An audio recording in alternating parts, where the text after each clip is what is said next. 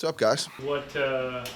What's first on the sort of preparation list when you go play in Green Bay this time of year? First for us is to make sure that we're good with what we're doing, our assignments, our execution, handling all of our things, and then you deal with the elements second. We made a big deal all week about our footwear, making sure the guys are wearing their screw-in cleats. I think, a great game plan is not going to work if you can't stay on your feet, right? So it all starts with our shoes, and then.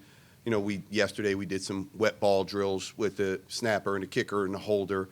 Tomorrow we'll do some more, and we're going to freeze some footballs and just try to prepare them for everything. And this isn't the first time a lot of these guys have done that before.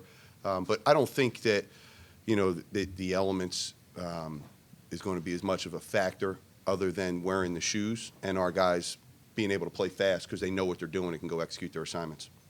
How long does a football stay frozen? I don't know I don't know the answer. I don't know. I've never. After we're done with it, I kind of those guys take it back. So I don't know.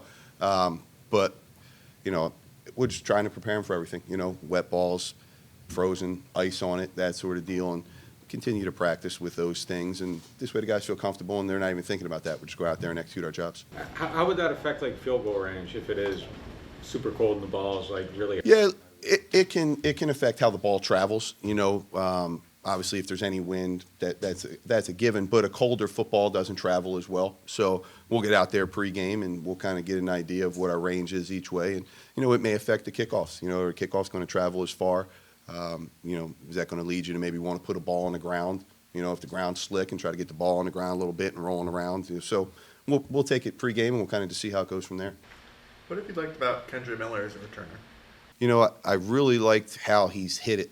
And by hitting, I mean he's gotten the ball and he's gone that way in a hurry. And he runs hard, he runs physical, violent, and he's been hard to tackle. He's broken some tackles, and he's done a really, really good job for us. And so I like everything about him back there as a kick returner. Is that an expectation you had of him, I don't know, training camp, or is it just something that you got to see and figured out you could do it? Yeah.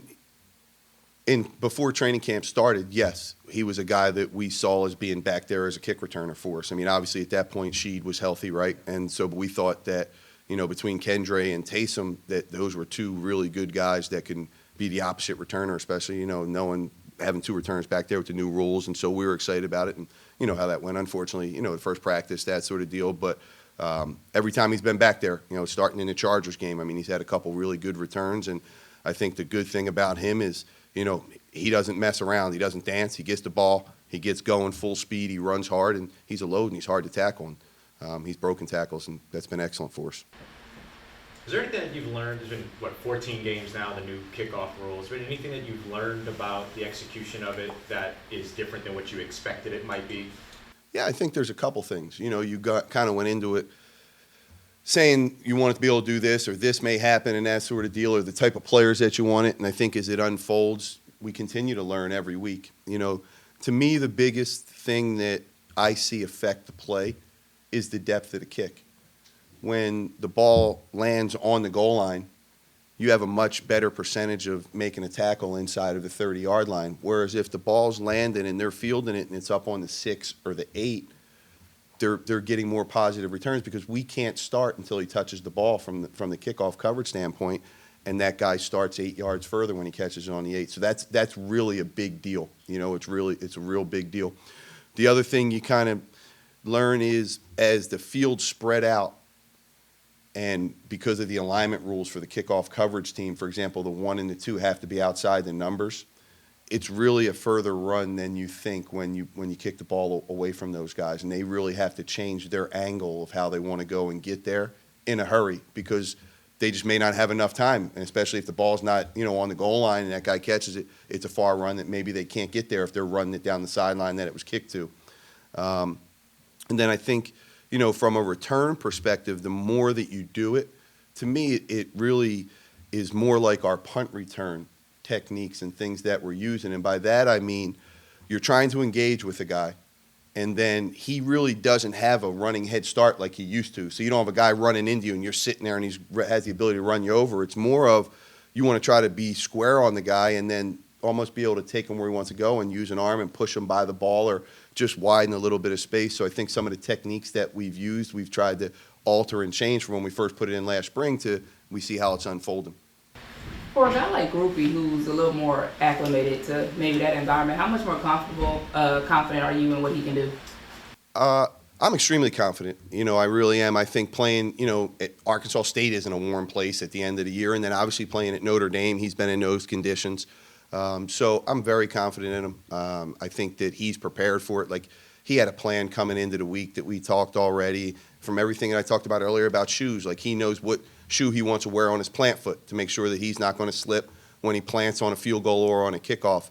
So having that experience in that weather is a big deal, and I think he's been able to share that with Matt. And I think it's a little different for the punter than it is for the kickoff guy or for the field goal kicker, because the plant leg's a little bit different of the shoe type that you want to wear there. But I'm extremely confident in Groupie. Just like I was here last week and we were talking, and out in New York, obviously he missed the one and then he had the real long one, and I told you I had full confidence in him. We came in and we had our session on Friday, and he went 100%, and then he came out and showed up in the game. And sometimes we didn't get the result we wanted of that game, but that kick he makes at the end of the game to cut it to one score, a 50-plus yard field goal, that's a big deal.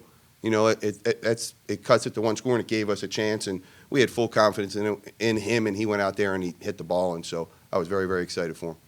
Phil, obviously we haven't seen Charlie since training camp, but how much have you seen him develop over the course of this year, since it's really his first full year? Yeah, look, I think when next time you get a chance to see him, you're going to think that it looks like a different player, and when he was in training camp and he had never had any of those experiences as far as having 11 on 11 of kicking it and all that sort of deal, I think it took a little bit of an adjustment for him. And he's been kicking on his kicking session twice a week, regimented, and we film it all, and we're still working and developing him. And he's done a really, really good job, and I think that he's excited about where he's at in his own development, and we're excited for him.